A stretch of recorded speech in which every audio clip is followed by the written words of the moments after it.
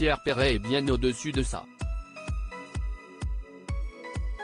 Cela fait déjà 60 ans que l'auteur-interprète crée la polémique lorsqu'il s'engage dans l'une de ses compositions et il ne s'offusque plus des critiques de ceux à qui il ne plaît pas.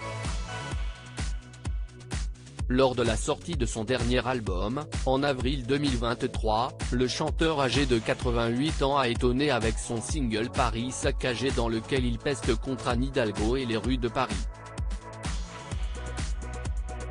Laurent Ruquier a durement critiqué la chanson de Pierre Perret Danser à vous il y a quelques jours, déclenchant une réponse de la part de l'auteur de Lily sur Public Sénat. Je ne savais pas que Laurent Ruquier savait écrire des chansons, j'irai prendre des cours avec lui dorénavant.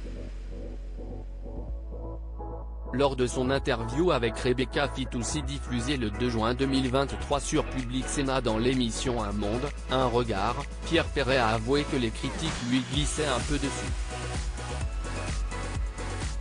Laurent Ruquier avait notamment attaqué le clip de la chanson « Je n'attends pas un clip aussi mal fait, une chanson pas très bien écrite » avait déclaré l'ex-comparse de Léa Salamé. À Rebecca Fitoussi il a simplement avoué « J'ai dépassé tout ça depuis très longtemps, si ça le soulage, si ça lui fait du bien à Ruquier, tant mieux. » À bon entendeur, Pierre Perret pense souvent à la mort dans son dernier opus. Pierre Perret n'a pas seulement sorti les griffes, il a également abordé le sujet de sa disparition. Je suis venu vous faire mes adieux provisoires. Telles sont des paroles chantées par celui qui compte près de 60 ans de carrière derrière lui. Repart pour tourner, en France et en Belgique, dès le 28 avril prochain. Sûrement la dernière que je fais, a-t-il concédé au micro de France Info, bien conscient qu'il peut lâcher la rampe d'une seconde à l'autre.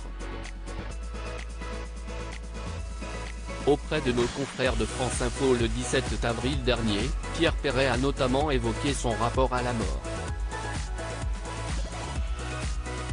J'y ai pensé toute ma vie, tout le temps, a-t-il martelé. Des dires qui entrent en résonance avec ceux formulés sur le plateau de l'Instant de Luxe sur Non-Stop People, en juin 2021. Je me lève, je me touche et je me dis, t'es encore vivant ? Quand j'avais 15 ans, je me disais, tu n'es pas passé sous un train. J'ai toujours pensé à ça, tout le temps. Et ce n'est pas pour autant que ça vous fait mourir, avait indiqué l'éternel enfant de la chanson française. Crédit photo, capture Public Sénat.